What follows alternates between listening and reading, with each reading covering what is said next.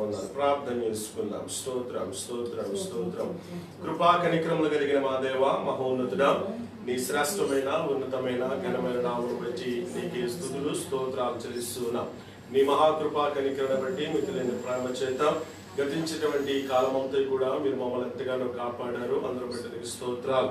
ఈ సాయంత్రకాల వేళలో ఈ రీతిగా ప్రభువా నీ నామాన్ని కొన్ని నిమిషాలు మేము మహిమపరచడానికి ఇష్టపడుతూ ఉంటుండగా పాటల ద్వారా నీవు మహిమపరచబడ్డావు. అందరూ బట్టి నీకు వందనాలు. తిరిగి వాక్య పరిచయలో మీరే సహాయం దాయిచ్చేయండి. ఇక్కడ నిలబడి వాక్య పరిచయం చేస్తున్నాను. నేను ఎందుకు పనికిరైనటువంటి వాడిని ఒప్పుకుంటూ ఉన్నాను. నీ బలముతో, నీ శక్తితో, నీ మహిమతో, నీ ప్రభావంతో, నీ ఆత్మతో నింపండి ప్రభు. నీకు స్తోత్రాలు. నీ దాసుని నోట నీ మాటలు ప్రభు ఏమైతే ఉంచారో సిద్ధపరిచారో ఆ మాటలు ప్రభు ఈ రోజున మేము వినటానికి మరొక మారు వాక్యం వెలుగులో మమ్మల్ని మేము సరి చేసుకుంటూ నీకు ఇష్టలుగాను నీ ఉద్దేశాలు మేము నెరవేర్చేటువంటి వారంగా నీ చిత్తాన్ని సంపూర్ణంగా మేము గుర్తించి గ్రహించి తెలుసుకుని ప్రభువా నీకు మరింత దగ్గరగా రావడానికి సహాయం చేయమని ఆసక్తి విషయంలో మాందులు కాక ఆత్మలో తీవ్రత కలిగి ప్రభువా నిన్ను సేవించే వారిగా, నిన్ను ఘనపరచు వారిగా, నీ నామాన్ని మహిమపరచు వారిగా ఉండటానికి నీ కృపను గ్రహించమని వాక్యం అనేటువంటి రొట్టెను మా అందరి కొరకు విరిచి పంచిపెట్టమని వినేటువంటి చెవులను గ్రహించేటువంటి మంచి మనస్సును హృదయాన్ని ప్రభువా మా అందరికీ మీరు అనుగ్రహించమని ఘనత మహిమ ప్రభావములు నీకు మాత్రమే ఆరోపించుకుంటూ యేసయ్య దివ్యమైన నామమున ప్రార్థిస్తున్నాము తండ్రి. ఆమేన్ ఆమేన్. మంచిది ప్రియులారా, మరొకసారి మీ అందరికీ కూడా ప్రభువైన యేసుక్రీస్తు నామములో వందనాలు నేను తెలియజేసుకుంటూ ఉన్నాను. మరి దేవుని యొక్క వాక్యంలో నుండి కొన్ని ప్రాముఖ్యమైన విషయాలు మనమందరం కూడా కలిసి ధ్యానం చేయడానికి నేర్చుకోవడానికి మనం ప్రయత్నం చేద్దాం. గతించినటువంటి కొన్ని దినాల నుండి అపోస్తుల కార్యముల గ్రంథములో నుండి ఎన్నో ప్రాముఖ్యమైనటువంటి విషయాలను మనము జ్ఞాపకం చేసుకోవడం జరుగుతూ ఉంది. కాబట్టి ఈ రోజున మరి అపోస్తల కార్య గ్రంథములో మార్పు చెందినటువంటి ముగ్గురు వ్యక్తులు మనకు కనబడుతూ ఉన్నారు. ఈ అపోస్తల గ్రంథాన్ని మనము జాగ్రత్తగా చదివినప్పుడు మార్పు చెందినటువంటి ముగ్గురు వ్యక్తులు మనకి కనబడుతూ ఉన్నారు. ఈ ముగ్గురు వ్యక్తులను ఆలోచన చేసినప్పుడు ఈ ముగ్గురు వ్యక్తుల దగ్గరికి దేవుడు ఒక్కొక్కరిని పంపించినట్లుగా మనం చూస్తూ ఉన్నాం. నపుంసకుడు దగ్గరికి ఏమో ఆలోచన చేయండి నా దేని బిడ్డలారా, మరి ఫిలిప్పును పంపించినట్లుగా మనం చూస్తూ ఉన్నాం.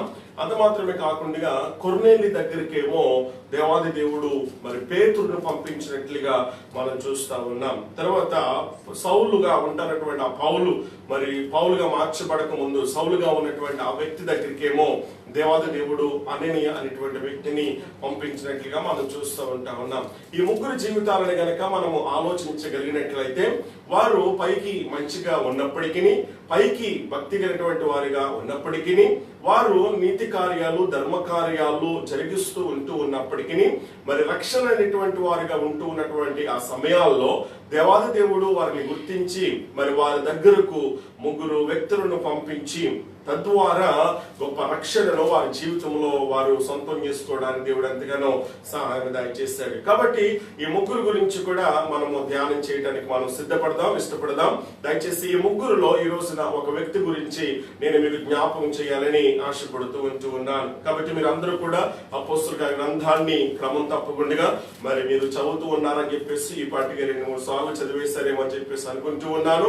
కనుక ఏదేమైనప్పటికీ అపోస్తల గ్రంథములో మనం ఎన్నో ప్రాముఖ్యమైనటువంటి విషయాలు మనం అర్థం చేసుకోవచ్చు. కాబట్టి అపోస్తల కార్య గ్రంథం కనుక నువ్వు చదవకపోతే సంఘ చరిత్ర ఏంటో, మరి సంఘములో జరిగేటువంటి మరి ఎలా ఉండాలో, మనం ఎలా ప్రవర్తించాలో, ఎలా దేవునికి దగ్గరగా రావాలో అన్ని విషయాలు కూడా మనకి బాగా అర్థం కావాలి అని అంటే కనుక అపోస్తల గ్రంథాన్ని మనం తప్పనిసరిగా చదవాలని చెప్పేసి నేను మీకు జ్ఞాపకం చేస్తూ ఉన్నాను. ఈ యొక్క నూతన బంధంలో ఉన్నటువంటి మరి ఆఖరి గ్రంథం అనేటువంటి ప్రకటన గ్రంథం ఎంత ప్రాముఖ్యమైనటువంటి పుస్తకంగా మనము చూస్తూ ఉన్నామో, మరి ఈ అపోస్తల గ్రంథము కూడా అంతే ప్రాముఖ్యతను సంతరించుకుంది అనేటువంటి విషయాన్ని కూడా నేను మీకు జ్ఞాపకం చేస్తూ ఉన్నాను.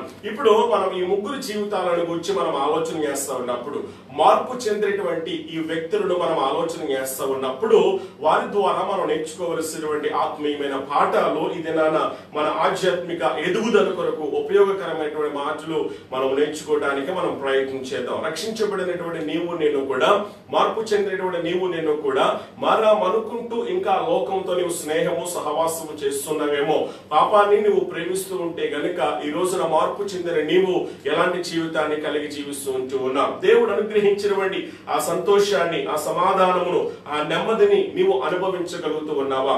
అనుభవించలేకపోతూ ఉన్నావంటే మార్పు చెంది కూడా ఇంకా లోకంతో నీవు స్నేహము సహవాసము చేస్తూ ఉన్నావు అనేటువంటి విషయాన్ని గుర్తించి ఆలోచన చేయండి. ఈ రోజున నిజమైనటువంటి మార్పును దేవుడు కోరుకుంటూ ఉన్నాడు. కాబట్టి నిజమైనటువంటి పశ్చాత్తాపాన్ని నీలో రావాలని చెప్పేసి దేవుడు కోరుకుంటూ ఉన్నాడు. ఈ రోజున చూడండి దేవుని బిడ్డలారా, అపోస్తలుల గ్రంథంలో ఉన్నటువంటి 8వ అధ్యాయంలో ఉన్నటువంటి ఒక వ్యక్తిని నేను మీకు పరిచయం చేయాలని ఆశపడుతూ ఉన్నాను. అపోస్తలుల గ్రంథము 8వ అధ్యాయము 39వ వచన భాగాన్ని ఈ దిన యొక్క ధ్యానాంశం కొరకు మనం చదువుదాం. వారు నీళ్లలో నుండి వెడలి వచ్చినప్పుడు ప్రభు ఆత్మ నపుంసకుడు సంతోషించుచు తన త్రోవను వెళ్ళెను. సరిపోతుంది. ఇక్కడ చదవబడినటువంటి లేఖన భాగాన్ని మనము ఆలోచన చేస్తూ ఉన్నప్పుడు ఇక్కడ అపోస్తుల కార్యగ్రంథంలో మార్పు చెందినటువంటి 3 వ్యక్తులను నేను మీకు పరిచయం చేస్తూ ఉన్నాను. అందులో మొదటిగా మనం చూస్తూ ఉన్నాం నపుంసకుడు గురించి, తర్వాత మనం నేర్చుకుంటాం కొర్నేలు గురించి, తర్వాత పౌలు గురించి కూడా మనం నేర్చుకుంటాం.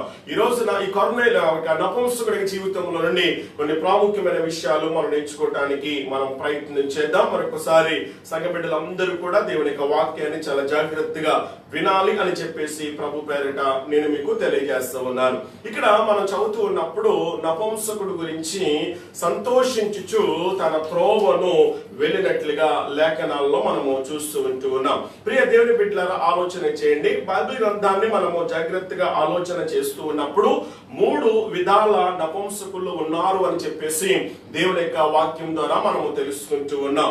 ఒకటి, తల్లి గర్భము నుండి నపుంసకులుగా పుట్టినటువంటి వారు ఉన్నారు అనే విషయాన్ని మనం జ్ఞాపకం చేసుకోవాలి.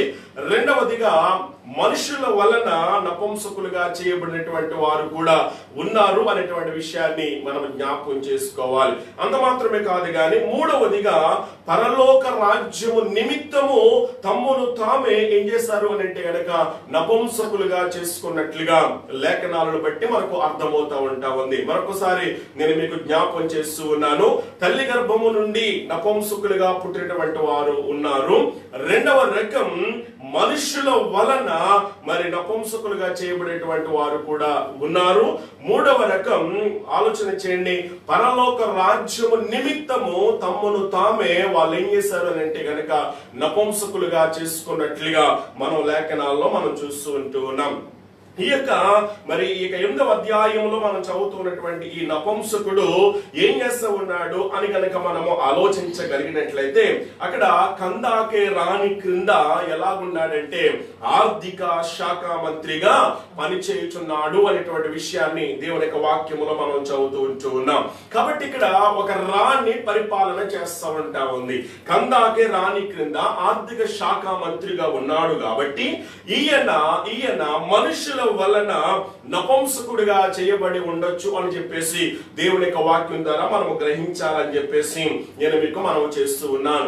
ఎందుచేతను అని గనక మనం ఆలోచించగలిగినట్లయితే ఆ దినాల్లో రాణుల దగ్గర కాపలాగా ఉన్నటువంటి వారు, పనిచేసేటువంటి వాళ్ళు ఆ రాణుల దగ్గర పని చేయాలి అని అంటే గనక వాళ్ళు ఏం చేయాలి అంటే గనక నపుంసకులుగా చేయబడతారు. నపుంసకులుగా ఉంటేనే అక్కడ రాణి దగ్గర పరిచయం చేయడానికి మరి అవకాశం ఉంటది. కాబట్టి ఇలాగా మరి ఆలోచన చేస్తూ ఉన్నప్పుడు బైబిల్ గ్రంథంలో ఎన్నో ఆధారాలు మనకు కనబడుతూ ఉంటాయి. ప్రియ దేవుని బిడ్డలారా, ఆలోచన చేయండి. ఈ రోజున ఈ మాటలు చదువుతున్నటువంటి మనం ఇక్కడ ఈ నపుంసకుడు మనుషుల వలన నపుంసకులుగా చేయబడ్డారు అనే విషయాన్ని మనం జ్ఞాపకం చేసుకోవాలి. ఎందుచేతను అని గనక మనము ఆలోచించగలిగినట్లయితే ఇతడు ఎవరి దగ్గర పని చేస్తూ ఉన్నాడు అని అంటే గనక రాణి దగ్గర పని చేస్తూ ఉన్నాడు. రాణి దగ్గర పని చేస్తూ ఉన్నారు కాబట్టి జరగరానిది ఏదైనా ఒకవేళ జరుగుద్దేమో అని చెప్పేసి ఆలోచన చేయండి. ఈ నపుంసకుడు లేకపోతే గనక ఈ యొక్క వ్యక్తి మనుషుల వలన నపుంసకుడిగా చేయబడినట్లుగా దేవుని యొక్క వాక్యం ద్వారా మనం నేర్చుకుంటూ ఉన్నాం. ఇక్కడ మనం 39వ వచన భాగంలో ఏం చదివాము అని గనక మనం ఆలోచించినప్పుడు మరొకసారి ఆ మాటను చదివి నేను ముందుకు వెళ్తూ ఉన్నాను. వారు నీళ్లలో నుండి వెడలి వచ్చినప్పుడు ప్రభు ఆత్మ పిలుపును కొనిపోయెను. నపుంసకుడు సంతోషించుచు తన త్రోవను వెళ్ళెను. ప్రియ దేవుని బిడ్డలారా, ఆలోచన చేయండి. ఇక్కడ నపుంసకుడు సంతోషించుచు తన త్రోవను వెళ్ళినట్లుగా లేఖనాలలో మనం చూస్తూ ఉన్నాం. ఇతడు చూడండి దేవుని బిడ్డలారా, ప్రభువును గురించి తెలుసుకున్నటువంటి వాడిగా ఉన్నాడు. హృదయపూర్వకంగా యేసు ప్రభుని రక్షకునిగా అంగీకరించడమే కాకుండా బాప్తిస్మము పొందిన తర్వాత తాను వెళుతూ ఉన్నటువంటి ఆ సందర్భాన్ని గనక మనం ఆలోచన చేస్తూ ఉన్నప్పుడు సంతోషంతో తన త్రోవలో తిరిగి ఇంటికి వెళ్ళాడని చెప్పేసి బైబిల్ గ్రంథం ద్వారా మనము నేర్చుకుంటూ ఉన్నాం.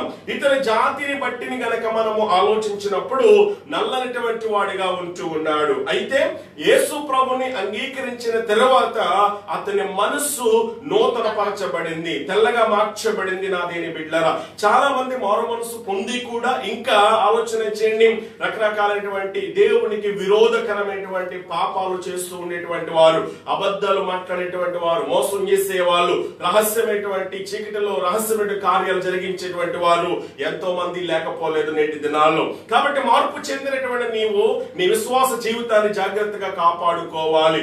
దేవుళ్ళలోకి వచ్చిన తర్వాత నీ రక్షణ జీవితాన్ని, నీ ఆత్మీయమైనటువంటి ఆ జీవితాన్ని, ఆ ఆత్మీయ యాత్రను నీవు జాగ్రత్తగా గనక కొనసాగించలేకపోతే, కాపాడుకోలేకపోతే గనక నీవు ఆ పరమ కాలాలకు చేరలేవు అనేటువంటి విషయాన్ని ఇక్కడ నేను మీకు జ్ఞాపకం చేస్తూ ఉన్నాను. ప్రియ దేవుని బిడ్డలారా, ఆలోచన చేయండి. ఇతడు నూతనంగా మరి పరివర్తన చెందినట్లుగా మనం చూస్తూ ఉన్నాం. నూతనమైనటువంటి వ్యక్తిగా మార్చబడినట్లుగా లేఖనాల్లో మనం చూస్తూ ఉన్నాం. ఇక్కడ ఈ నపుంసకుని మనం ఆలోచన చేయగలిగినప్పుడు నిజ దేవుణ్ణి తెలుసుకోవాలనేటువంటి ఆశ ఇతరుల్లో ఉన్నటువంటి ఆ కారణాన్ని బట్టి ప్రియ దేవుని బిడ్డలారా, అటువంటి పరిస్థితుల్లో ఎవరో ఒకరు బహుశా చెదిరిపోయినటువంటి యూదులలో ఎవరైనా ఒకరు బహుశా ఆ యేసు ప్రభు గురించి పరిచయం చేస్తుంటారు. ఆ నిజదేవుడైనటువంటి ఆ దేవుడి గురించి వారు పరిచయం చేస్తుంటారు. ఆ క్రమంలో అతడు విన్నటువంటి వాడిగా ఆ యొక్క నపుంసకుడు మనకు కనబడుతూ ఉన్నాడు. కాబట్టి ఆ రీతిగా ఆ యొక్క ఐథియోపియా అనేటువంటి ఆ దేశము నుండి ఆలోచన చేయండి, యెరూషలేము పట్టణానికి దేవుడి యొక్క మందిరానికి వచ్చినట్లుగా లేఖనాల్లో మనం చూస్తూ ఉన్నాం. ప్రియ దేవుని బిడ్డలారా, ఆలోచన చేయండి. ఇతడు మామూలు సామాన్యమైన వ్యక్తి కాదు. ఈ వ్యక్తి ఎవరు అని గనక మనం ఆలోచించగలిగినట్లయితే ప్రియ దేవుని బిడ్డలారా, మనం చదువుదాం. ఇందాక ఆర్థిక శాఖ మంత్రిగా పనిచేస్తా ఉన్నాడు. ఉన్నతమైనటువంటి ఉద్యోగములో ఉన్నాడు, ఉన్నతమైనటువంటి హోదాలో ఉన్నాడు, ఉన్నతమైనటువంటి పదవిలో ఉంటూ కూడా దేవుణ్ణి తెలుసుకున్న తర్వాత ఆయన ఆరాధించినటువంటి తపన, ఆయన ఆరాధించినటువంటి ఆశ, తృష్ణ అతనిలో ఉన్నటువంటి ఆ కారణాన్ని బట్టి ప్రియ దేవుని బిడ్డలారా, అతడు ఏం చేశాడు అని అంటే గనక ఆఫ్రికా ఖండము నుండి, చీకటి ఖండము నుండి నా దేవుని బిడ్డలారా యెరూషలేము అనేటువంటి మహాపట్టణానికి ఆలోచన చేయండి, కొన్ని మైళ్ళ దూరము ప్రయాణము చేసి దేవుడిని ఆరాధించడానికి ఈ యొక్క వ్యక్తి వచ్చినట్లుగా లేఖనాల ద్వారా మనము నేర్చుకుంటూ ఉన్నాం. ప్రియ దేవుని బిడ్డలారా, ఆలోచన చేయండి. ఇతడు వెళుతూ వెళుతూ ఇంటికి వెళుతూ ఎలాగ వెళ్ళాడు అని కనుక మనం ఆలోచిస్తూ ఉన్నప్పుడు ఎలా వెళ్ళాడంట?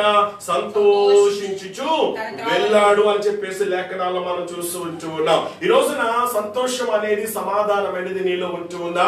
ప్రభు అనుగ్రహించినటువంటి సమాధానాన్ని నిజంగా నీవు అనుభవించగలుగుతూ ఉన్నావా?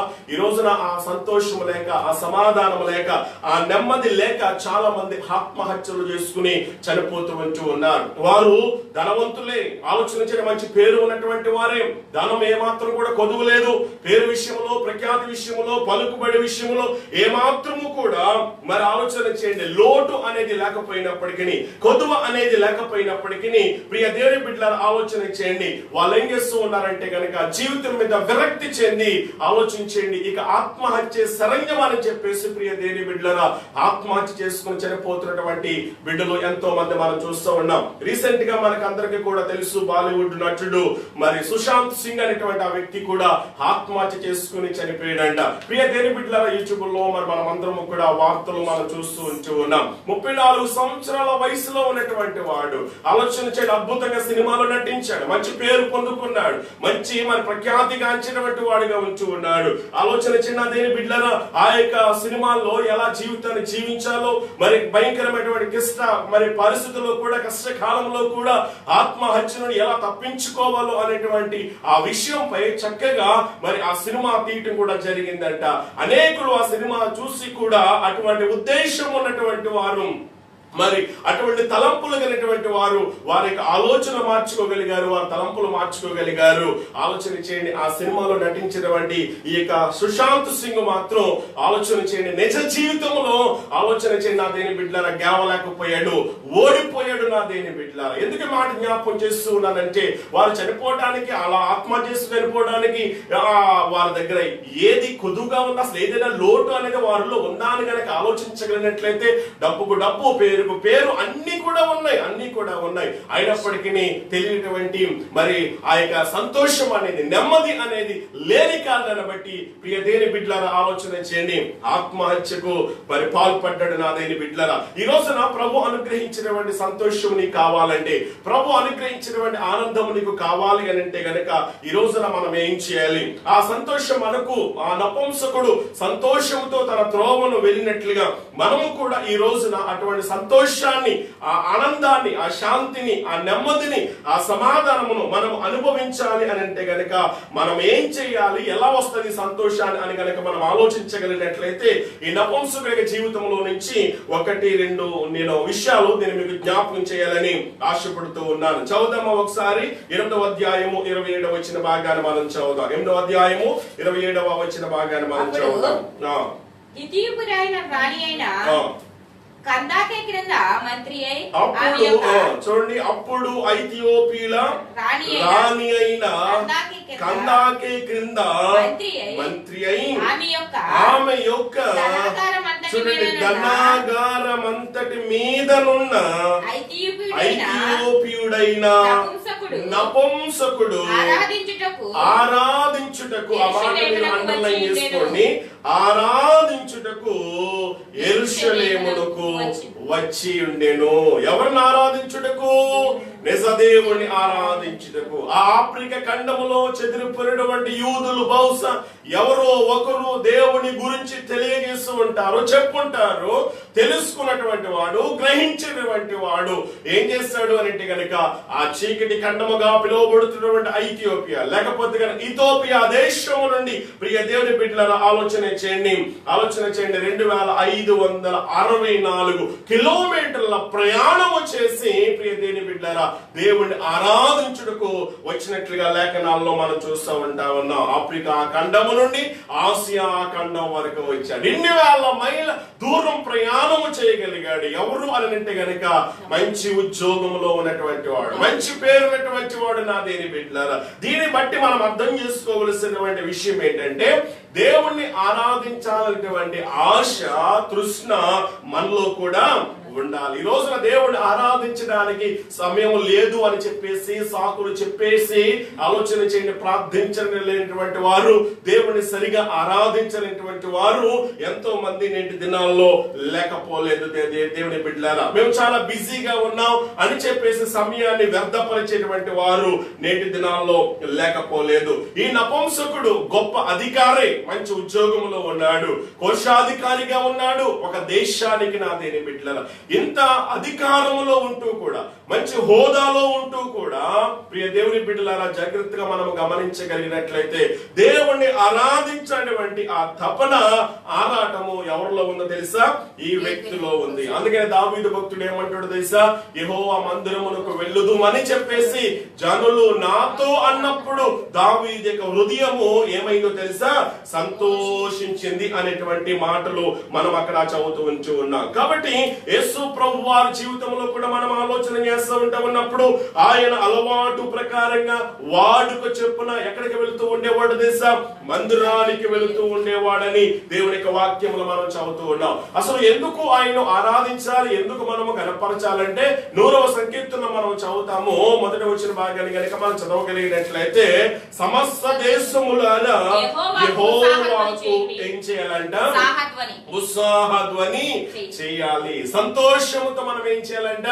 ఆయన సన్నిధికి రావాలి, ఉత్సాహగానము చేయొచ్చు ఆయన సన్నిధికి. మనం ఎందుకు ఆయన మనం ఆరాధించాలి, కనపరచాలంటే ఆయనే నిన్ను నన్ను కూడా పుట్టించాడు. ఆయన వలన మనము కలుగ చేయబడ్డాం, ఆయన సృష్టిగా మనము సృష్టించబడ్డాం కాబట్టి, ఆయన చేతిలో నిన్ను నన్ను కూడా తయారు చేసుకున్నాడు కాబట్టి, ఆయన సృష్టి, నీవు ఆయన సృష్టి కాబట్టి నీవు నిన్ను కూడా ఆయన మాత్రమే మనము గణపరచాలి అనేటువంటి విషయాన్ని ఈ యొక్క మాట ద్వారా మనం నేర్చుకోవాలి. 95వ సంకీర్తనలో కూడా మనం ఏం చదువుతాము అంటే గనక, రండి నమస్కారము చేసి ఆయన ఎదుట మనం ఏం చేద్దాం, సాగిలపడుదుము అనేటువంటి మాటను అక్కడ మనం చదువుతా ఉన్నాం. కాబట్టి ఆయన అందరిలో శ్రేష్ఠుడు, అందరిలో గణుడు.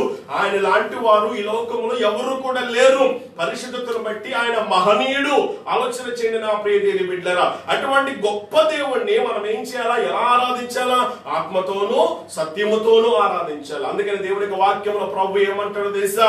ఈ ప్రజలు నన్ను ఆరాధిస్తూ ఉన్నారు, నన్ను మహిమపరుస్తూ ఉన్నారు గాని, పెదాలతో ప్రభు అని పిలుస్తూ ఉన్నారు గాని వారి హృదయం నాకు దగ్గరగా లేదు అని చెప్పేసి దేవుడు బాధపడుతూ ఉన్నాడు. ఈ రోజు నీవు ప్రభుని ఆరాధిస్తూ ఉన్నప్పుడు ఎటువంటి హృదయంతో నీవు ఆరాధిస్తూ ఉన్నావు? పూర్ణ శక్తితో, పూర్ణ బలముతో, పూర్ణ మనస్సుతో ఏం చేయాలి? మనము దేవుని ఆరాధించాలని దేవుని యొక్క వాక్యం ద్వారా మనము నేర్చుకుంటూ ఉన్నాం. కాబట్టి అటువంటి గొప్ప దేవుణ్ణి, పరిశుద్ధులైనటువంటి ఆ ప్రభువారిని, ఎవరు సమీపింపరానటువంటి ఆ తేజో మహిమలో వసిస్తున్నటువంటి ఆ ప్రభువారిని నీవెలా ఆరాధిస్తూ ఉంటూ ఉన్నావు, ఎలా మహిమపరచగలుగుతూ ఉన్నావు? ఆయన మహిమపరచాల్సిన రీతిలో నీవు ఆయన మహిమపరచగలుగుతూ ఉన్నావా? ఆయన ఆరాధించాల్సిన రీతిలో నీవు ఆయన ఆరాధించగలుగుతూ ఉన్నావా? నీవు గనక ఆయనను అలా ఆరాధించగలిగినట్లయితే, ఆయనను అలా మహిమపరచగలిగినట్లయితే నిశ్చయముగా దేవుని బిడ్డలారా, దేవుడు నీ పట్ల గొప్ప కార్యం చేయడానికి ఆయన ఇష్టపడుతూ ఉన్నాడు. కాబట్టి ఆయన పరిశుద్ధుడు, పరిశుద్ధుడు. ఆయనలో ఏ పాపము లేనటువంటి వాడు. నాలో పాపం ఉంది అని చెప్పేసి మీలో ఎవడు రుజువు పరచగలడు అని చెప్పేసి సవాలు చేసినటువంటి వాడు. కనుక ఇటువంటి గొప్ప దేవుడిని మనము కలిగి ఉన్నాం. అందుని బట్టి మనం ఎంతైనా ధన్యులు నా దేని బిడ్డలారా. అదే దేవుని వాక్యంలో ఏం చదువుతాం? యెహోవా తమకు దేవుడు గాగల జనులు ధన్యులు. ఈ రోజున నీ దగ్గర ఆస్తి లేకపోవచ్చు, ధనం లేకపోవచ్చు, లేక పేరు లేకపోవచ్చు, కోట్లు డబ్బులు దగ్గర లేకపోయినప్పటికీ, నీ బ్యాంకులో బ్యాంక్ బ్యాలెన్స్ లేకపోయినప్పటికీ నా దేని బిడ్డ, నీవు గనక దేవుని కలిగి ఉంటే గనక నిజమైనటువంటి సంతోషాన్ని నీవు కలిగి ఉంటావు. ఈ రోజున ఈ నపుంసకుడు ఆఫ్రికా ఖండము నుండి ఆసియా ఖండం వరకు కొన్ని వేల కిలోమీటర్ల దూరము ప్రయాణము చేసి వచ్చాడు. ఒక దేశానికి ఆర్థిక మంత్రిగా ఉంటూ కూడా, ఉన్నతమైనటువంటి పదవిలో ఉంటూ కూడా ఆ పనులన్నింటినీ కూడా ప్రక్కన పెట్టేశాడు. ఆ పనులన్నింటినీ కూడా ప్రక్కన పెట్టేసి అతడు ఎంత బిజీగా ఉన్నప్పటికీ, అతడు ఎంత గొప్ప వ్యక్తి అయినప్పటికీ, అతడు ఎంత ఉన్నతమైన స్థానంలో ఉన్నప్పటికీ నా దేని బిడ్డలారా, ఎవరో ఒకరి ద్వారా ఆ దేవుడి గురించి తెలుసుకున్నటువంటి నపుంసకుడు నేను ఆయన ఆరాధించాలి అని చెప్పేసి ఆ ఆలోచన చేయని అంత దూరము ప్రయాణము చేసి దేవుణ్ణి ఆరాధించి ఇంటికి వెళ్ళిపోతూ ఉన్నాడు. ఎలా వెళ్ళిపోతూ ఉన్నాడు తెలుసా? సంతోషముతో వెళ్ళిపోతూ ఉన్నాడంట. ఈ రోజున నిజంగా నీవు హృదయం నిండా సంతోషం, ఆనందాన్ని అనుభవించగలుగుతున్నావా? ఒంటరిగా కూర్చుంటున్నప్పుడు మనలో ఏదో తెలియని దుఃఖం, వేదన మనల్ని కమ్ముకుంటా ఉంటది. మనకు తెలియకుండానే మనకు రెండు కళ్ళల్లో నుండి కన్నీళ్లు కారిపోతూ ఉంటది. 10 మందిలో ఉన్నప్పుడు మనం నవ్వుతూ ఉంటాం, సంతోషంగా ఉంటాం. ఆలోచన చేయండి, ఒకవేళ వారు ఏమైనా అనుకుంటారేమో అని చెప్పేసి. ఒంటరిగా ఉన్నప్పుడు నీవు నిజమైనటువంటి సంతోషం, ఆనందాన్ని నీవు అనుభవించగలుగుతున్నావా? అసలు నీ జీవితంలో నువ్వు ఒంటరిగా ఉంటూ ఉన్నప్పుడు నువ్వు ఎలా ఉంటావో అసలు ఆ వ్యక్తివి నీవే అని చెప్పేసి అంటా ఉంటాడు ఒక భక్తుడు. కాబట్టి ఒంటరిగా ఉంటూ ఉన్నప్పుడు మనం కొన్నిసార్లు కుటుంబ పరిస్థితులను బట్టి, మనకున్నటువంటి ఉద్యోగ సమస్యను బట్టి, అక్రమ సమస్యను బట్టి, మనకున్నటువంటి అనారోగ్య సమస్యలను బట్టి కొన్నిసార్లు లోపల మనం కృంగిపోతూ ఉంటాం. బలహీనంగా ఉన్నటువంటి ఆ పరిస్థితుల్లో మనం ఎంత నలిగిపోతూ ఉంటాం. అటువంటి పరిస్థితుల్లో కూడా ప్రభు నీకు సంతోషం, ఆనందాన్ని ఉండాలని ఇష్టపడుతూ ఉన్నాడు. ప్రియ దేని బిడ్డలారా, ఆలోచన చేయండి. ఎప్పుడు అని కనుక మనం ఆలోచించగలిగినట్లయితే నీవు ఆయనను ఆరాధించాల్సిన రీతిలో నీవు ఆయనను ఆరాధించినప్పుడు, రండి సాగిలపడి నమస్కారము చేసి ఆయన ఎదుట మనం ఏం చేయాలి? సాగిలపడాలి, సాగిలపడాలి. కాబట్టి నువ్వు ఆయన ఎదుట సాగిలపడగలుగుతూ ఉన్నావా? యేసు ప్రభువును చూడటానికి వచ్చినటువంటి ఆ ముగ్గురు జ్ఞానులు బాలుడైనటువంటి యేసును చూచినప్పుడు వారు ఏం చేశారు అని అంటే గనక సాగిలపడి నమస్కారం చేసి పూజించి తమ పెట్టెలు విప్పి, ఆలోచన చేయండి, కానుకలు సమర్పించినట్లుగా లేఖనాలు మనం చూస్తూ ఉంటున్నాం. జ్ఞానులు సహితము దేవుణ్ణి ఆరాధించగలిగారు, దేవుణ్ణి మహిమపరచగలిగారు. ఈ రోజున నీవు ఆ దేవుణ్ణి ఎలా ఆరాధించగలుగుతున్నావు ఆలోచన చేయండి. సమయం లేదంటున్నావా, నేను బిజీగా ఉన్నాను అంటున్నావా, లేకపోతే చాలా కార్యక్రమాలు పనులు ఉన్నాయని చెప్పేసి దేవుణ్ణి ఆరాధించాల్సిన సమయంలో నువ్వు ఆయన ఆరాధించకుండా ఆలోచన చేయండి మరొక దానికి నువ్వు సమయాన్ని కేటాయిస్తూ ఉంటుంటే గనక ప్రభు అనుగ్రహించినటువంటి సంతోషాన్ని నీవు ఏమాత్రము కూడా పొందుకోలేవు. ఈ రోజున బహుశా నపుంసకుడు ఎన్నో ప్రశ్నలతో ఆలోచన చేయండి. నా దేని బిడ్డల ప్రయాణం చేసిన తర్వాత, ఆరాధించిన తర్వాత వెళ్ళిపోతూ ఉంటున్నాడు, సంతోషంగా వెళ్ళిపోతూ వచ్చినప్పుడు చాలా దుఃఖంతో వచ్చి ఉంటాడు, చాలా వేదంతో వచ్చి ఉంటాడు. కానీ వెళుతూ ఉన్నప్పుడు చాలా సంతోషముగా అతడు వెళ్ళినట్లుగా మనం చూస్తూ ఉన్నాం. దాని గల కారణం ఏంటయ్యా అంటే గనక దేవుణ్ణి ఆరాధించాలనేటువంటి ఆ తపన ఆరాటము ఎవరిలో ఉంది? ఈ యొక్క నపుంసకులో ఉంది. మరి నీకుందా ఇటువంటి ఆలోచన చేయండి. ఇటువంటి ఆలోచన నీవు కూడా కలిగి ఉండాలి. ఆయన ఆరాధించాలి, ఆయన మహిమపరచాలి, ఆయన ఘనపరచాలి. ఆలోచన చేయండి. చిన్న కష్టం వచ్చినప్పుడు మనం ఆయన మహిమపరచలేం, చిన్న బాధ వచ్చిన మనం మహిమపరచలేం. ప్రార్థన చేయడం మానేస్తాం, వాక్యం చదవడం మానేస్తాం, దేవుణ్ణి ప్రశ్నిస్తూ ఉంటాం. దేని బిడ్డలారా ఆలోచన చేయండి. ఈ రోజున ప్రశ్నించడం మానివేసి దేవుణ్ణి స్తుతించే వ్యక్తులుగా ఉండాలి. బైబిల్ గ్రంథం మనం ఏం చదువుతామో తెలుసా? దేవుని యొక్క వాక్యం సెలవిస్తూ ఉంటా ఉంది, నన్ను గణపరచు వారిని నేనేం చేస్తాను? గణపరుస్తాను. నువ్వు ఆయన గణపరచగల వ్యక్తిగా ఉంటే ఆయన మనల్ని ఏం చేస్తాడు అంటే గణపరుస్తాడు. ఆయన మనల్ని హెచ్చిస్తాడు. కాబట్టి మనకు కావాల్సిన ప్రతి అవసరత కూడా ఆయన ఏం చేస్తాడు?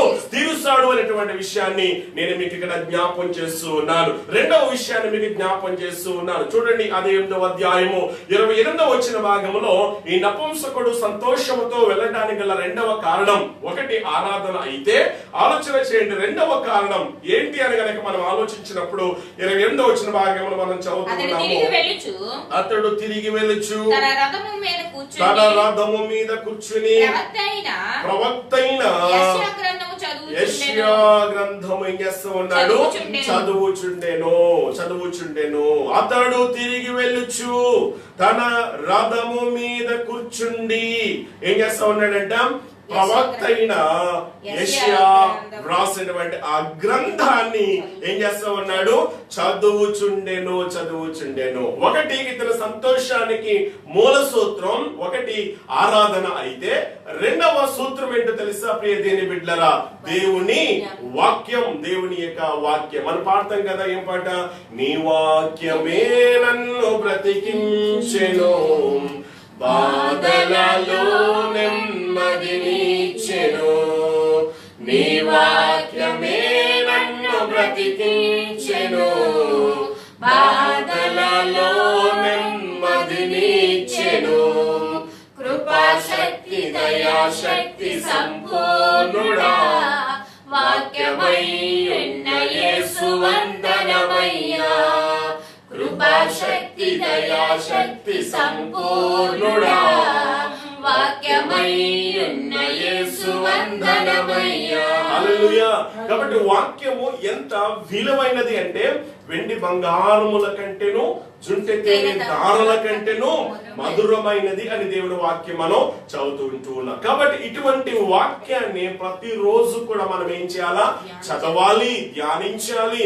అలా ధ్యానించగలిగినప్పుడు, చదువుతూ ఉంటున్నప్పుడు, బైబిల్ చదవటం ద్వారా పరిశుద్ధాత్మ దేవుడే మనతో మాట్లాడుతూ ఉంటాడు. వాక్యాన్ని దేవాది దేవుడు అనేకమైనటువంటి మరి సాదృశ్యాలతో మనకి చెబుతూ ఉన్నాడు.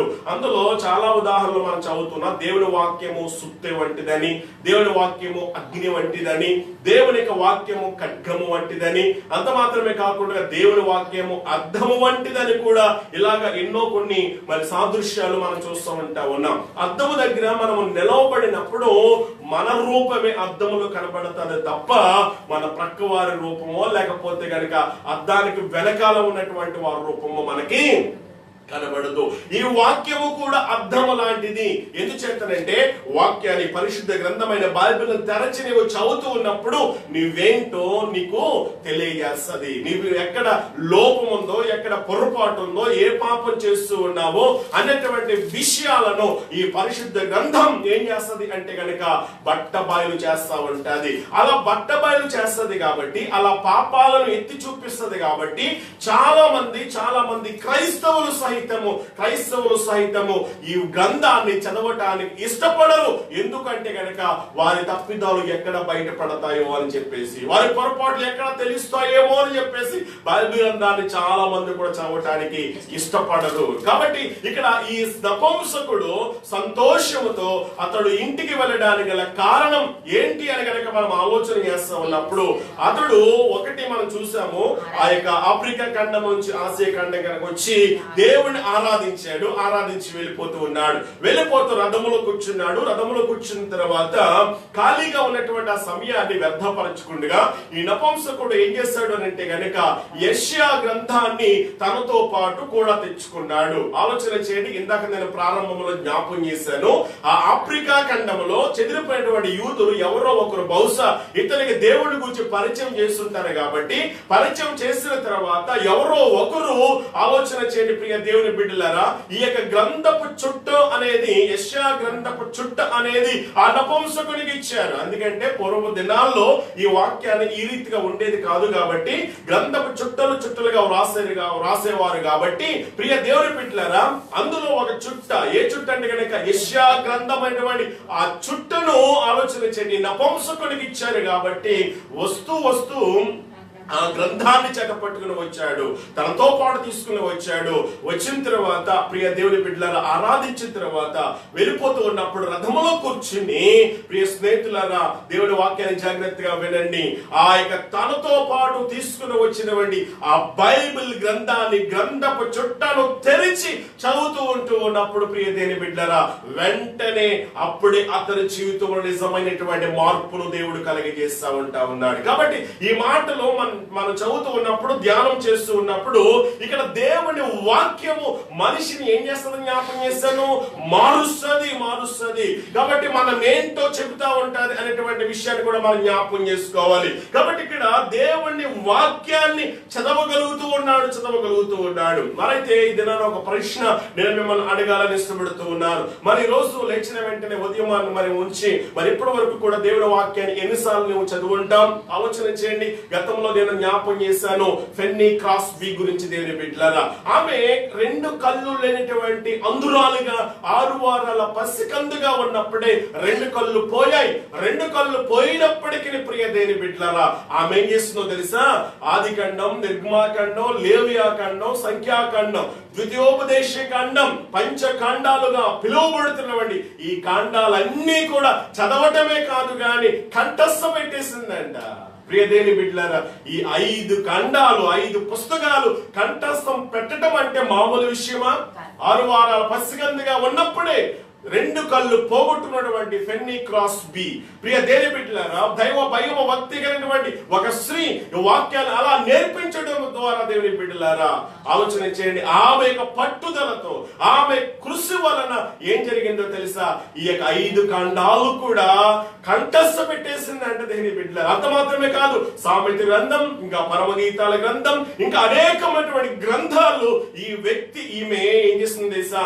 కంఠస్థ పెట్టగలిగింది అంటే కనుక వాక్యం పట్ల ఆమెకున్నటువంటి ఆ ప్రేమ, మక్కువ ఎంతో మనకి ఇక్కడ అర్థమవుతా ఉంది. కాబట్టి మాటలు వింటున్న నీవు నేను కూడా వాక్యాన్ని చదవటానికి నీవు నిర్లక్ష్యంగా ఉంటూ ఉన్నావేమో. వాక్యం నేను బ్రతికింపజేస్తుంది, వాక్యం నేను స్వస్థపరుస్తుంది, వాక్యం నేను ఆదరింపజేస్తుంది. వాక్యం చదవడానికి, ఆరాధించడానికి సమయం లేదంటూ ఉన్నావేమో. ఈ రోజున లేచిన దగ్గర నుంచి కూడా ఇప్పటి వరకు కూడా వాక్యం చదవలేనటువంటి క్రైస్తవుడిగా ఉంచి ఉన్నావా? ప్రియ దేవుని బిడ్డలను ఆలోచన చేయండి. వాక్యాన్ని చదవటంలో ఏ మాత్రం కూడా నీవు నిర్లక్ష్యంగా ఉండవద్దు అని చెప్పేసి ప్రభు పేరిట నేను మీకు మనవి చేస్తా ఉన్నాను. ఆరాధించడానికి సమయాన్ని కేటాయించినటువంటి వాడు దేవుని వాక్యాన్ని చదవటానికి కూడా ఈ వ్యక్తి ఎవరు? మామూలు వ్యక్తి కాదు. ఆర్థిక శాఖ మంత్రి ఎంత బిజీగా ఉంటాడు ఆలోచించండి. ఎంత మంది వస్తా ఉంటారు, రాణి గారి దగ్గర పని చేస్తూ ఉంటా ఉన్నాడు, రాణి గారికి సరైనటువంటి సరైనటువంటి మన రీతిలో సరిగా మరి లెక్కలన్నీ కూడా అప్పచెప్పాలి. ప్రియ దేవుని బిడ్డలారా, ఆలోచన చేయండి. ఎంత బిజీగా ఉంటూ ఉన్నప్పటికీ ఆరాధించడానికి సమయాన్ని కేటాయించాడు. అంత మాత్రమే కాదు, వాక్యాన్ని చదవటానికి కూడా ఏం చేశాడు తెలుసా?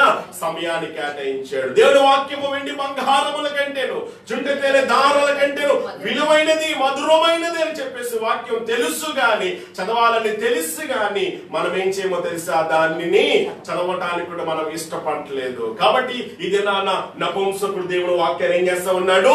పఠిస్తూ ఉన్నాడు, ధ్యానిస్తూ ఉంటూ ఉన్నాడు. నా దేని బిడ్డలారా, వెంటనే ఆ ప్రవక్త యెషయా గ్రంథాన్ని చదువుతూ ఉంటూ ఉన్నప్పుడు అతను ఏం చదువుతున్నాడు అతనికి అర్థం కావట్లేదు. ఆసక్తి ఉంది, ఆశ అనేది ఉంది. చదువుతూ ఉన్నాడు. ఆ వదకు తేబడు గొర్రె పిల్ల ఏంటో అర్థం కావట్లేదు. బొచ్చు కత్తిరించి వాళ్ళకి మౌనంగా ఉండటం ఏంటో అర్థం కావట్లేదు. ఆలోచన చేయండి. అటువంటి పరిస్థితిలో ఆలోచన చేయండి, దేవుడే అతనితో మాట్లాడుతూ ఉన్నాడు. మరొక వ్యక్తి ద్వారా మాట్లాడుతూ ఉన్నాడు, పిలుపు ద్వారా. ఇదిగో ఒక వ్యక్తి నన్ను తెలుసుకోవటానికి ఆసక్తి చూపిస్తా ఉన్నాడు, నా వాక్యాన్ని గ్రంథాన్ని చదువుతూ ఉన్నాడు, కానీ అతడు ఏం చదువుతున్నాడు అర్థం కావట్లేదు. నువ్వు వెళ్ళి ప్రియ దేవుని బిడ్డలారా అతనికి వివరంగా తెలియచేయమని చెప్పేసి దేవుని ఆత్మ పిలుపుతో చెప్పినప్పుడు వెంటనే పిలుపు ఆ వ్యక్తిని కనుగొన్నప్పుడు వెంటనే ఆ పిలుపు ఆ నపుంసకుని రథములోనికి వెళ్లి కూర్చుని అంటే ఉన్నాడు, అయ్యా మీరు చదువుతున్నది మీకు అర్థమవుతా ఉందా అని చెప్పేసి అంటా ఉన్నప్పుడు ఒక గుడ్డివాడు మరొక గుడ్డివానికి త్రోవ చూపించగలడా? చూపించలేడు. ఒకవేళ అలాగే గనక చూపిస్తే గనక ఇద్దరు కలిసి గుంటలో పడతారు. కాబట్టి ఇప్పుడు నా పని కూడా అలాగే ఉంది, నాకేం అర్థం కావట్లేదు అని అంటే గనక పిలుపు నోరు తెరిచి ఇలాగూ దేవుని గురించి, యేసుక్రీస్తు ప్రభు గురించి ప్రకటన చేశాడని దేవుని యొక్క వాక్యమును మనం చదువుతూ ఉన్నాం. ఎప్పుడైతే ఇతను వాక్యం చదువుతూ ఉన్నాడో ఆ వాక్యము ఆలోచన చేయడం, అతనిలో ఉన్నటువంటి ఆసక్తిని, ఆ శ్రద్ధను దేవుడు గమనించాడు. గమనించి వెంటనే దేవుడు ఎవరితో మాట్లాడుతూ ఉన్నాడు అనమాట? పిలుపుతో మాట్లాడుతున్నట్లుగా లేఖనాల్లో మనం చూస్తూ ఉంటూ ఉన్నాం. కాబట్టి దేవుని మాటలు, వాక్యాన్ని మనం చదివే వారిగా ఉండాలి, ధ్యానించే వారిగా ఉండాలి. చూడండి, దావీదు ఏమంటూ ఉన్నాడనంటే గనక 119వ సంకీర్తన 20వ శరణాన్ని గనక మనం చదవగలుగుతూ ఉన్నప్పుడు దావీదు ఏమని మాట్లాడుతూ ఉన్నాడంటే, నీ న్యాయ విధుల మీద చదువుదామా ఒకసారి. దావీదుకు వాక్యం పట్ల ఉన్నటువంటి ప్రేమ, మక్కువ ఎలాంటిది అని గనక ఆలోచించగలిగినట్లయితే, నీ న్యాయ విధుల మీద నాకు ఎడతగని ఆశ కలిగి ఉన్నది, దాని చేత నా ప్రాణం ఏం చేస్తా ఉంది? క్షీణించిపోతా ఉంది. 16వ వచనం కూడా చదువుతాను చూడండి. 16వ వచనం భాగం, నీ కట్టడను బట్టి నేనేం చేస్తా ఉన్నాను? హర్షించెదను. నీ వాక్యమును నేను మరువక యుందును అంటా ఉన్నాడు. ఈ రోజు నేను మర్చిపోతూ ఉన్నా వాక్యం చదవడం. ఆలోచించండి, ప్రభుతో మాట్లాడటం, ప్రభు నీతో మాట్లాడుతూ ఉన్నా నువ్వు పట్టించుకునే పరిస్థితులు నీవు ఉంటూ ఉన్నావు. ప్రియ దేని బిడ్డలను ఆలోచన చేయండి. దినమెల్ల కూడా దేవుని యొక్క వాక్యాన్ని మనం ఏం చేయాలా? చదవాలి, ధ్యానించాలి. అదే 97వ శరణంలో కూడా మనం చదవగలిగినట్లయితే అద్భుతమైనటువంటి మాటను దావీదు అంటూ ఉన్నాడు. 97వ శరణం, నీ ధర్మశాస్త్రము నాకెంతో ప్రియముగా ఉన్నది, దినమెల్ల నేను దానిని ఏం చేస్తా ఉన్నాను? ధ్యానించుచున్నాను అని అంటా ఉన్నాడు. నీ ధర్మశాస్త్రం నాకెంతో ప్రియమైనదిగా ఉంది, నాకెంతో ఇష్టం, నేను దాన్ని ఏం చేస్తా ఉన్నానో తెలుసా? దినమెల్ల కూడా నేను దానిని ధ్యానించుచున్నాను అని అంటా ఉన్నాడు. కాబట్టి ఇటువంటి వాక్యాన్ని నువ్వు చదవగలుగుతూ ఉన్నావా? ప్రతిరోజు కూడా మనం చదవాలి. చదవగలుగుతూ ఉన్నప్పుడు నీవేంటో నీకు అర్థమవుతా ఉంటుంది. నీ యొక్క తప్పిదాలు ఏంటో, నీ పొరపాట్లు ఏంటో నువ్వు గ్రహించగలవు. తద్వారా నీవు దేవునికి చిత్తాన్ని సంపూర్ణంగా నీవు గుర్తించుతావు, గ్రహిస్తావు. అప్పుడు దేవునికి ఇష్టాన్ని నీవు సంపూర్ణంగా నెరవేర్చేటువంటి వ్యక్తిగా నీవు ఉంటావు దేని బిడ్డలారా. కాబట్టి వాక్యం చదవటాన్ని నిర్లక్ష్యం చూపించొద్దు. సమయం దేవుడు చక్కటి సమయాన్ని ఇచ్చాడు దేని బిడ్డలారా. కాబట్టి దేవుడి వాక్యాన్ని నీవు శ్రద్ధగా చదవాలని చెప్పేసి ప్రభు పేరిట నేను మీకు మనవి చేస్తా ఉంటా ఉన్నాను. ఒకవేళ ఇంతవరకు కూడా ఈ వాక్యాన్ని నువ్వు శ్రద్ధగా చదవలేకపోతూ ఉన్నావేమో, అందుకనే వాక్యం అనే దేవుడు మనల్ని ఆదరించలేకపోతూ ఉన్నాడు. నువ్వు దేవుని చేత నువ్వు ఆదరించబడిన పరిస్థితిలో ఉన్నావు, సంతోషమైన పరిస్థితిలో ఉన్నావు. ప్రియదేని బిడ్డలారా, ఈ నపుంసకుడు సంతోషముతో అతని త్రోవను వెళ్ళిపోవడానికి గల కారణం ఏంటి అంటే గనక ఒకటి ఆరాధన, రెండవది దేవుని యొక్క వాక్యము. దేవుని యొక్క వాక్యము మన మనస్సుకు ఏమిస్తుంది తెలుసా? నెమ్మదినిస్తుంది, శాంతినిస్తుంది, సమాధానమునిస్తుంది, సంతోషాన్ని కలిగజేస్తుంది. కాబట్టి దేవుని యొక్క వాక్యము వెల్లడి అగుడ తోడనే ఏం కలుగుద్దో తెలుసా? వెలుగు కలుగును అంట. తెలివి లేని వారికి తెలివి కలుగుద్ది, జ్ఞానం లేనటువంటి వారికి జ్ఞానాన్ని దేవుడు ఇస్తాడు. కనుక ఈ రోజున నీకు అర్థం కాని పరిస్థితులు ఉందేమో, నీ భవిష్యత్తు గురించి నీకు అర్థం కావట్లేదేమో, నీ ఉద్యోగ పరిస్థితి నీకు ఏం అర్థం కావట్లేదేమో, ఒకవేళ బిడ్డల పరిస్థితి ఏం అర్థం కావట్లేదేమో, ఈ రోజున వాక్యాన్ని చదవగలిగినట్లయితే ఆ వాక్యమైన దేవుడు నీతో మాట్లాడుతూ ఉంటాడు. ఆ వాక్యమైన దేవుడు నీవు నడవలసిన మార్గాన్ని నీకు బోధిస్తా ఉంటాడు. అంత మాత్రమే కాదు, ఏం చెయ్యాలో ఎలా చెయ్యాలో ఆలోచించని చక్కటి జ్ఞానాన్ని దేవుడు నీకు అనుగ్రహిస్తా ఉంటాడు. కాబట్టి ఈ వాక్యాన్ని మనం ఏం చేయాలా? ప్రతిరోజు కూడా మనము ధ్యానించాలి, చదవాలి. అందుకని దావీదు ఏమన్నాడు? నీ న్యాయ విధుల మీద నాకు ఎడతగని ఆశ ఉంది, దీనివల్ల నేను దాన్ని ఏం చేస్తా ఉన్నాను? ధ్యానించుచున్నాను, నేను తలపోసుకుంటూ ఉన్నాను, స్మరించుకుంటూ ఉన్నాను. అందుకని జ్ఞాని సొలొమోను కూడా మాట్లాడుతూ ఉన్నాడు, ఇదిగో నా కుమారుడా, దేవుని ఉపదేశాన్ని మర్చిపోతావేమో, మర్చిపోవద్దు, వాటిని కంఠభూషణముగా ధరించుకో. ఆలోచన చేయండి, నీ యొక్క మరి ఆలోచించే హృదయమైనటువంటి పలక మీద వాటిని రాసుకోమని చెప్పేసి జ్ఞానటువంటి సొలొమోను మాట్లాడుతూ ఉంటా ఉన్నాడు. కాబట్టి ఎవరైతే వాక్యానుసారంగా జీవిస్తారో, వాక్యాన్ని చదువుతారో, పాటిస్తారో, ఆలోచన చేయని వారి జీవితాల్లో ఎన్నో అద్భుతాలు దేవాది దేవుడు చేయటానికి ఇష్టపడుతూ ఉన్నాడు అనే విషయాన్ని మరొకసారి ప్రత్యేకమైన సమయంలో నేను మీకు జ్ఞాపకం చేస్తూ ఉన్నాను. కాబట్టి నపుంసకుని యొక్క సంతోషానికి మొదటి మెట్టు, మొదటి సూత్రం ఏంటి తెలుసా? ఆరాధన, ఆరాధన. రెండవది దేవుని యొక్క వాక్యం. అతను ఏం చేసిందంటే గనక అతనిలో ఉన్నటువంటి ఆ యొక్క మరి అసమాధానం తొలగిపోయింది, అశాంతి తొలగిపోయింది, సంతోషముతో తన త్రోవను వెళుతున్నట్లుగా లేఖనాల్లో మనం చూస్తూ ఉంటున్నాం. మూడవ కారణం ఏంటో తెలుసా? చూడండి, ఆ 35వ వచ్చిన భాగాన్ని మనం చదువుదాం. 8వ అధ్యాయము 35వ వచ్చిన భాగం. అందుకు ఫిలిప్పు నోరు తెరిచి ఆ లేఖనమును అనుసరించి యేసుని గూర్చినటువంటి సువార్తను ప్రకటించెను. వారు త్రోవలో వెలుచుండగా నీళ్లున్న ఒక చోటికి వచ్చినప్పుడు నపుంసకుడు, ఇదిగో నీళ్లు, నాకు బాప్తిసం ఇచ్చుటకు ఆటంకమేమని అడిగి. మంచిదండి. ఇక్కడ 35వ వచ్చిన భాగాన్ని మరొకసారి మనం చదువుదాం. అందుకు ఫిలిప్పు నోరు తెరచి ఆ లేఖనమును అనుసరించి అతనికి యేసుని గూర్చి ఏం చేశాడంట? పరిచయము, సువార్తను ప్రకటించాడు. నపుంసకుడు దేవుని గురించి తెలుసుకోగలిగాడు గాని దేవుని కుమారుడైనటువంటి క్రీస్తుని గురించి తెలుసుకోలేకపోయాడు. యెషయా గ్రంథం చదువుతూ ఉన్నాడు, అర్థం కావట్లేదు.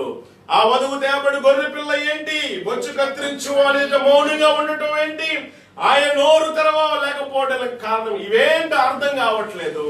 ఫిలిప్పు దేవుని ఆత్మ ఫిలిప్పుతో మాట్లాడుతూ ఉంటా ఉన్నప్పుడు వెళ్ళాడు. ఫిలిప్పు నపుంసకుని కలుసుకున్నాడు, కూర్చున్నాడు.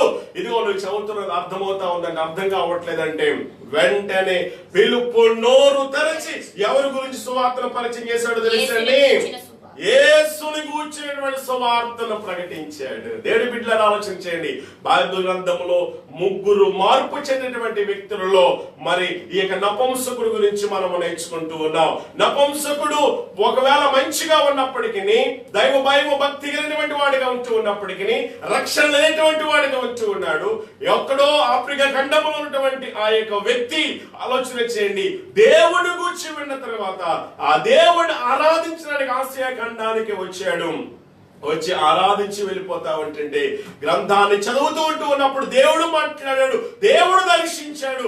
వెంటనే దేవునికి ఆత్మ ద్వారా పిలుపుతో మాట్లాడిన తర్వాత, పిలుపు వెళ్ళిన తర్వాత డైరెక్ట్ గా మరి ఆ సువార్తను, యేసుని కూర్చున్న సువార్తను ప్రకటన చేస్తున్నట్లుగా మనం చూస్తూ ఉన్నాం. యేసు క్రీస్తు దేవుడి కుమారుడు అని చెప్పేసి విశ్వసించినట్లుగా ఈ లేఖనాల్లో మనం చూస్తూ ఉంటా ఉన్నాం. దేవుడి బిడ్డలారా ఆలోచన చేయండి, ఎప్పుడైతే అలా యేసు ప్రభువుని గురించి పరిచయం చేశాడో చూడండి దేని బిడ్డలారా, కాస్త కిందకి గనక మనం చదవగలిగినట్లయితే 36వ వచనం కూడా మరొకసారి నీళ్లున్న ఒక చోటకి వచ్చినప్పుడు నపుంసకుడు ఇదిగో నీళ్లు, నాకు బాప్తిసం ఇచ్చుటకు ఆటంకమేమని అడిగి రథము నిలుపుమని ఆజ్ఞాపించాను. ఫిలిప్పు, నీవు పూర్ణ హృదయముతో విశ్వసించిన ఎడల పొందవచ్చునని చెప్పాను. అతడు చూడండి జాగ్రత్తగా, అతడు యేసుక్రీస్తు దేవుని కుమారుడని విశ్వసించుచున్నానని ఉత్తరం ఇచ్చెను. అతడు చూడండి దేని బిడ్డలారా, యేసుక్రీస్తు దేవుని కుమారుడు అని చెప్పేసి నపుంసకుడిలో ఏమొచ్చిందో తెలుసా? విశ్వాసము వచ్చింది. ఆ కుమారుడు క్రీస్తును విశ్వాసం ఉంచాడు. ఆలోచించే దేవుడు తెలుసుకోవడమే కాకుండా కుమారుడైన క్రీస్తును కూడా ఈ నపుంసకుడు తెలుసుకున్నాడు. దీని బిడ్డలారా, ఎప్పుడైతే ఆ యేసుని గూర్చి తెలుసుకున్నాడో అతని జీవితంలో నిజమైన సంతోషం, నిజమైన ఆనందం అతనికి దొరికినట్లుగా మనం చూస్తూ ఉన్నాం. ఈ లోకంలో మనం ఎన్నో సంగతులు మనం తెలుసుకుంటా ఉంటాం, కానీ వాటిలో శ్రేష్టమైనది ఏదైనా ఉంది అని అంటే గనక యేసుని తెలుసుకోవటమే. ఈ రోజున యేసును తెలుసుకోగలిగావా? యేసు ఎవరో నీకు తెలుసు, యేసు ఎలాంటి శక్తిమంతుడో నీకు తెలుసు. దేని బిడ్డలారా, అయినా సరే ఆయనలో ఉన్న శక్తి ఏంటో, ఆయనలో ఉన్న ప్రభావం ఏంటో నీకు అర్థం కావట్లేదు. యేసు ప్రభువు శిష్యులు ప్రయాణం చేస్తూ ఉన్న ఓడలు, ఆ యొక్క పడవలో ప్రయాణం చేస్తూ ఉన్న శిష్యులు కూడా ఉన్నారు. యేసు ప్రభు ఏమో దోణి అమరమున తలవాల్చుకొని నిద్రపోతా ఉన్నప్పుడు ఈ లోపల పెద్ద తుఫాను వచ్చినప్పుడు, తుఫాను వచ్చిన తర్వాత శిష్యులు ఏమేమైపోయారు? భయపడ్డారు, కలవరపడ్డారు. యేసు ప్రభు నిద్రపోతున్న వంటి ఆ యేసయ్యను లేపి, బోధకుడా మేము నశించిపోతున్నా, నీకు చింత లేదా అంటా ఉన్నారు. వెంటనే శిష్యులారా, ఎందుకు మీరు నమ్మిక లేక ఉన్నారని చెప్పేసి వెంటనే గాలితో సముద్రముతో మాట్లాడినప్పుడు ప్రియ దేని బిడ్డారా, వెంటనే ఏమైపోయింది? ఆ గాలి సముద్రము నిమ్మలమైనట్లుగా మనం చూస్తా ఉన్నాం. ఆయన గొప్ప దేవుడు, సర్వశక్తివంతుడు. నీకు అర్థమవుతూ ఉందా? నువ్వు తెలుసుకోగలుగుతూ ఉన్నావా? ఈ రోజు నపుంసకుడు ఆ యేసు క్రీస్తుని గూర్చి తెలుసుకోగలిగాడు కాబట్టి ఆలోచన చేయండి. నిజమైనటువంటి సంతోషాన్ని, సమాధానాన్ని ఈ వ్యక్తి పొందుకున్నట్లుగా లేఖనాల్లో మనం చూస్తూ ఉన్నాం. యేసును గూర్చి బోధించినప్పుడు ప్రియ దేని బిడ్డలారా, 37వ వచన భాగమును మనం చదువుదాము. యేసు క్రీస్తు దేవుని కుమారుడు అని చెప్పేసి ఈ నపుంసకుడు ఏం చేయగలిగాడు? నమ్మాడు, విశ్వసించాడు. ఆయన తెలుసుకోగలిగాడు కాబట్టి వెంటనే ఆలస్యం చేయకుండా, ఇక ఏమాత్రము కూడా ఆలస్యం చేయకుండా ఆలోచన చేయండి. నీళ్లున్నటువంటి ఒక చోటకు వచ్చారంట. చోటకు వచ్చినప్పుడు వెంటనే రథం నడిపేవాడితో మాట్లాడుతూ ఉన్నాడు. రథం ఆపమని చెప్పేసి ఇద్దరు కూడా ఆ పిలుపు నపుంసకుడు ఆ నీళ్లలోనికి దిగుతూ ఉన్నారు. ఇదిగో నేను బాప్తిస్మము తీసుకోవడానికి ఆ దేవుడు ఎవరో నేను తెలుసుకున్నాను. ఆ దేవుడి కుమారుడు యేసుక్రీస్తు ప్రభునందు నేను విశ్వాసం ఉంచాను. నాకు బాప్తిసం కావాలని చెప్పేసి ఏమాత్రము కూడా ఆలస్యము చేయకుండా 4వది ఆలోచన చేయండి, బాప్తిసం తీసుకున్నాడు. ఇక్కడ 4వ విషయాన్ని నేను మీకు జ్ఞాపకం చేయకముందు ఇక్కడ మరొక మాట నేను మీకు జ్ఞాపకం చేయాలని ఆశపడుతూ ఉన్నాను. ఇక్కడ ఈ నపుంసకుడు దేవుని కుమారుడైన యేసుక్రీస్తును ఏం చేయగలిగాడు? తెలుసుకోగలిగాడు. ఈ రోజున నీకు తెలుసుకోగలిగావా? ఆయన ఎలాంటి వారు, ఎలాంటి గొప్ప దేవుడు, ఎటువంటి సర్వశక్తిమంతుడో, ఆయన ఎందుకు ఈ లోకానికి వచ్చాడో, ఎందుకు ఆయన మరణించాడో, సమాధి చేయబడి మరలా 3వ దినాన ఎందుకు తిరిగి లేచాడో, ఒక విశ్వాసిగా, ఒక క్రైస్తవుడిగా నువ్వు ఇంకా తెలుసుకునే పరిస్థితిలోనే ఉన్నావేమో. ఈ రోజున ఆ యేసుని నువ్వు తెలుసుకోవటం ద్వారా, ఆ యేసుని నువ్వు హృదయపూర్వకంగా నీ హృదయంలోనికి ఆహ్వానించడం ద్వారా ఆ యేసు నిజమైన శాంతిని, సమాధానము నీకు ఇవ్వటానికి ఆయన ఇష్టపడుతూ ఉన్నాడు. బైబిల్ గ్రంథంలో మనం చూస్తూ ఉన్నప్పుడు భక్తులు ఎంతో మంది దేవుడిని వారు అంగీకరించారు. దేవుని బిడ్డలారా, వారు దేవుడి యందు విశ్వాసం ఉంచారు కాబట్టి వారి యొక్క విశ్వాసము చొప్పున, వారికి నమ్మిక చొప్పున దేవుడు ఎన్నో అద్భుతాలు చేసినట్లుగా లేఖనాల్లో మనం చూస్తూ ఉన్నాం. కాబట్టి ఆ నిజ దేవుడి గురించి నీవు తెలుసుకోవాలి. ఆయన నీ కోసం ప్రాణం పెట్టాడు. నేను ఎవరు ప్రేమించలేనంతగా ఆయన ప్రేమిస్తూ ఉన్నాడు. కాబట్టి నీ కోసం, నా కోసము ఆయన సిలువలో అటువంటి గొప్ప త్యాగము చేశాడు. ఎందుకు తెలుసా? నిన్ను నన్ను కూడా ప్రేమిస్తున్నటువంటి కారణాన్ని బట్టి. ఆ ప్రేమమైనటువంటి యేసు ప్రభుని ఇంకా నీవు తెలుసుకోవడం దౌర్భాగ్యం విధమైన పరిస్థితిలో ఉంటే గనక ఇదే మీకు అనుకూలమైనటువంటి సమయము, రక్షణ దినమని, ఇంత గొప్ప రక్షణ గనక నిర్లక్ష్యం చేస్తే గనక ఎట్లా తప్పించుకుంటామని దేవుని యొక్క వాక్యం ద్వారా మనము హెచ్చరించబడుతున్నాం. కాబట్టి నిజమైనటువంటి ఆ క్రీస్తును తెలుసుకోవటం అంతకు మించిన గొప్ప భాగ్యము, ధన్యత ఏమీ కూడా లేదు అని చెప్పేసి మరొకసారి నేను మీకు జ్ఞాపం చేస్తున్నాను. రేపేమి సంభవిస్తుందో మనకు తెలియదు. ఈ రోజే మంది, రేపు మనది కాదు. దేని బిడ్డ, దినాలు చాలా చెడ్డవిగా ఉన్నాయి కాబట్టి ఈ రోజు ఇంకా నీవు గనక సమయాన్ని పాడు చేసుకుంటున్నావేమో, ఒకవేళ ఇంకా తెలిసి కూడా ఆ నిజ దేవుడిని నువ్వు విశ్వసించలేకపోతున్నావేమో, ఆ దేవుడి మీద నువ్వు పూర్తిగా ఆధారపడలేకపోతూ ఉన్నావేమో, నీ సొంత జ్ఞానాన్నో, నీ సొంత తెలివినో, నీకున్నటువంటి బుద్ధినో, నీకున్నటువంటి ఆ పలుకుబడిన ఆధారము చేసుకొని ఆలోచన చేయండి. జీవితాన్ని గడుపుతూ ఉంటుంటే గనక ఆలోచన చేయండి, నీ జీవితంలో నువ్వు చాలా నష్టపోతావు. కనుక క్రీస్తును తెలుసుకోవటం చాలా ఉత్తమమైనది, చాలా అద్భుతమైనటువంటి విషయాన్ని నేను మీకు జ్ఞాపం చేస్తూ ఉన్నాను. ప్రియ దేని బిడ్డలారా, ఆలోచన చేయండి. మొట్టమొదటిగా చంద్రమండలం మీదకి అడుగు పెట్టినటువంటి నీల్ ఆర్మ్స్ట్రాంగ్ కూడా ఆలోచన చేయండి. ఆయన్ను మరి ప్రశ్నించిన తర్వాత మీరు మొట్టమొదటిసారిగా ఆ చంద్రమండలం మీదకి వెళ్ళి అడుగు పెట్టారు కదా, మీ యొక్క అనుభవం ఏంటో చెప్పండి అని అంటే కనుక నీల్ ఆర్మ్స్ట్రాంగ్ ఇచ్చినటువంటి సమాధానం ఏంటో తెలుసా? నేను భూమి మీద నుంచి చంద్రమండలం మీదకి వెళ్ళి అక్కడ అడుగు పెట్టడం నేను గొప్ప వ్యక్తినేం కాదు, నేను గొప్ప విషయం కాదని. గొప్ప విషయం ఏంటో తెలుసా? చాలా విలువైనటువంటి విషయం ఏంటో తెలుసా? ప్రాముఖ్యమైన విషయం ఏంటో తెలుసా?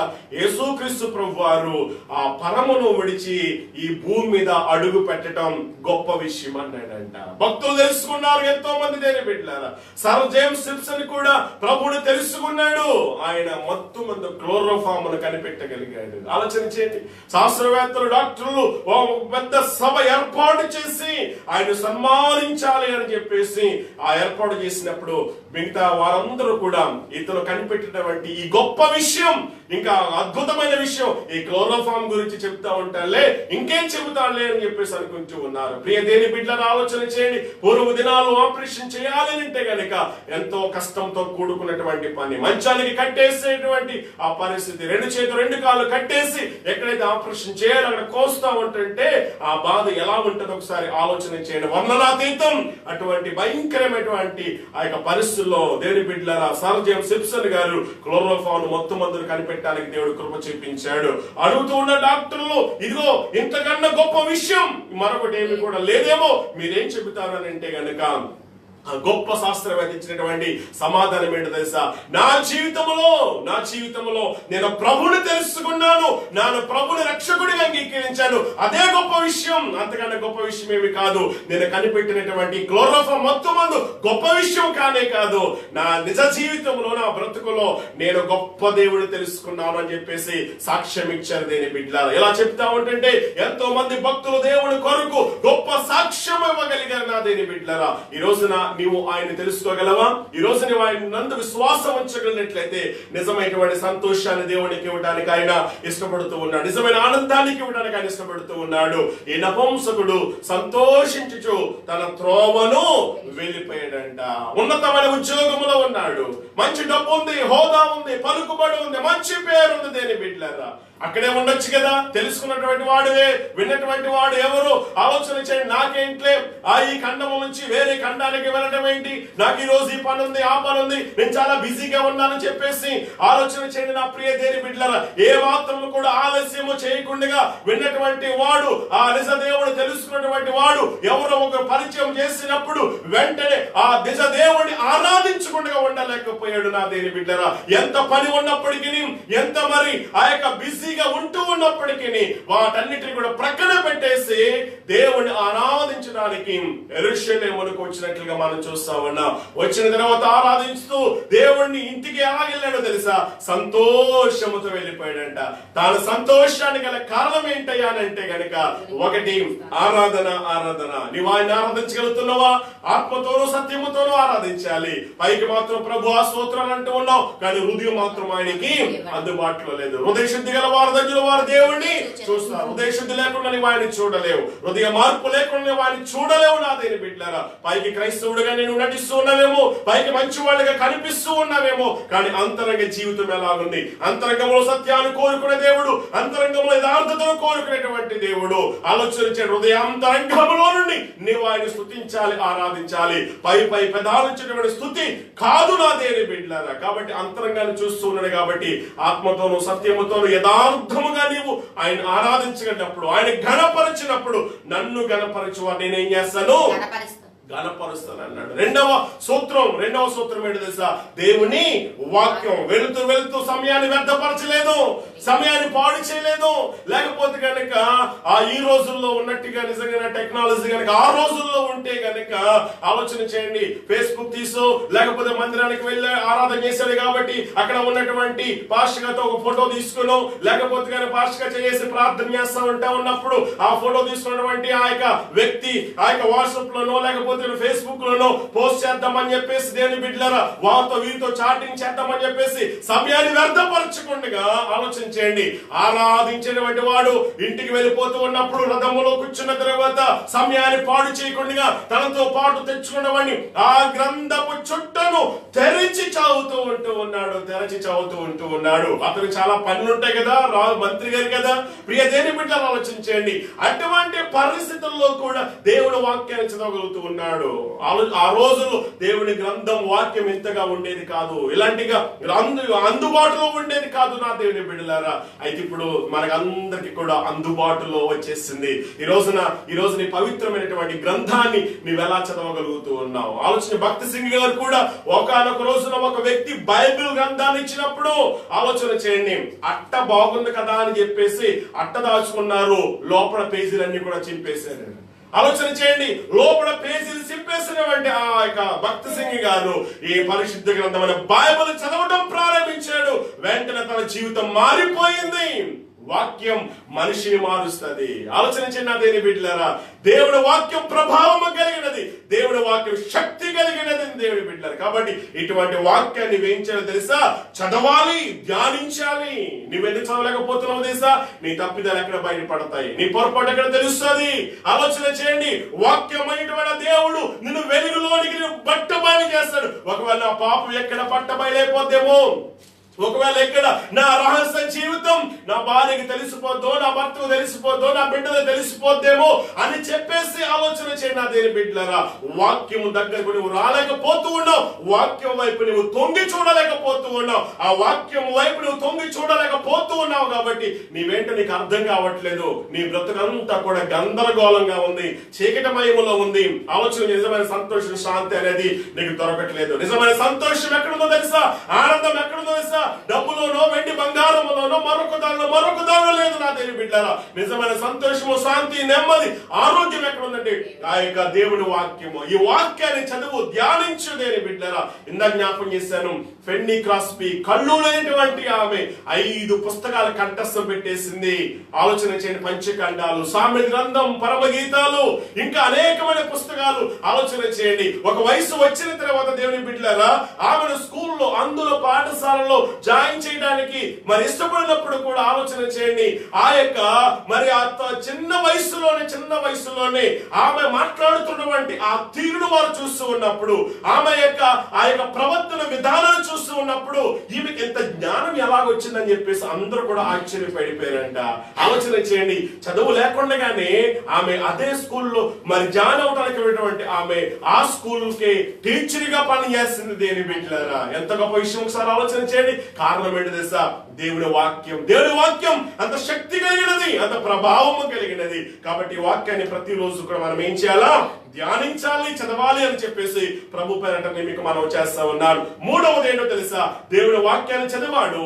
మూడవది ఏంటో తెలుసా?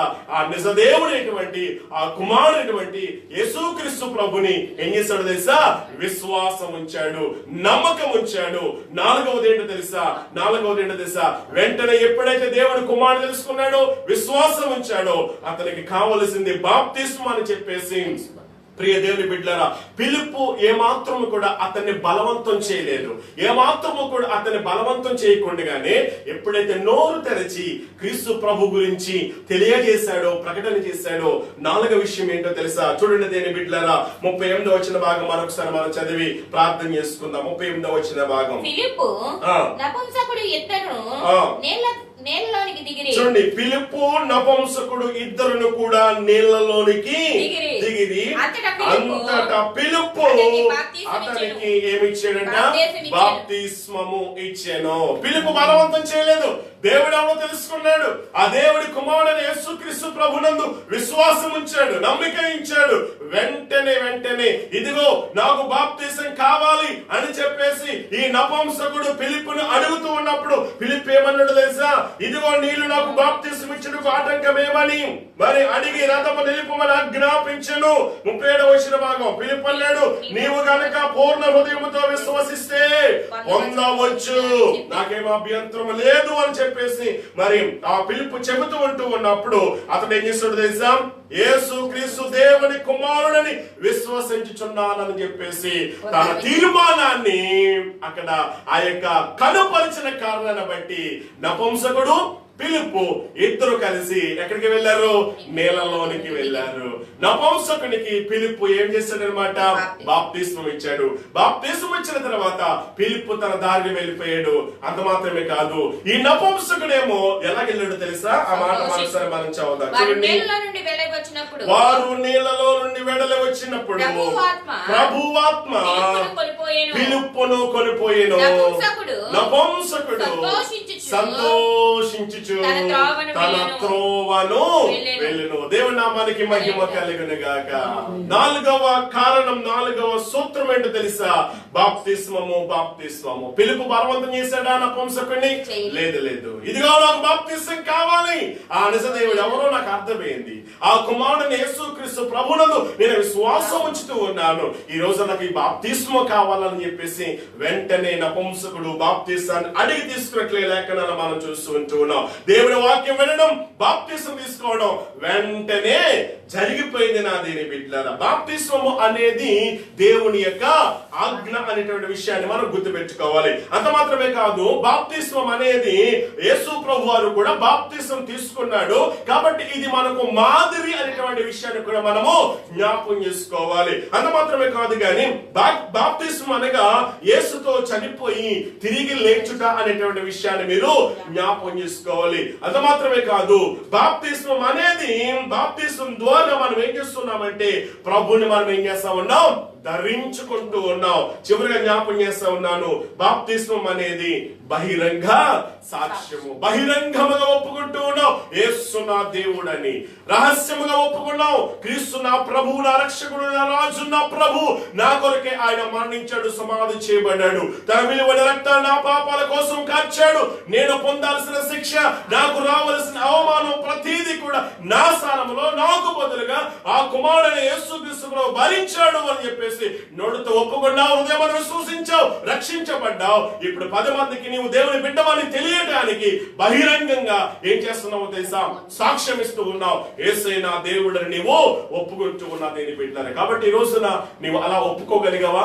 బహిరంగ సాక్ష్యాన్ని ఇవ్వగలుగుతూ ఉన్నావా?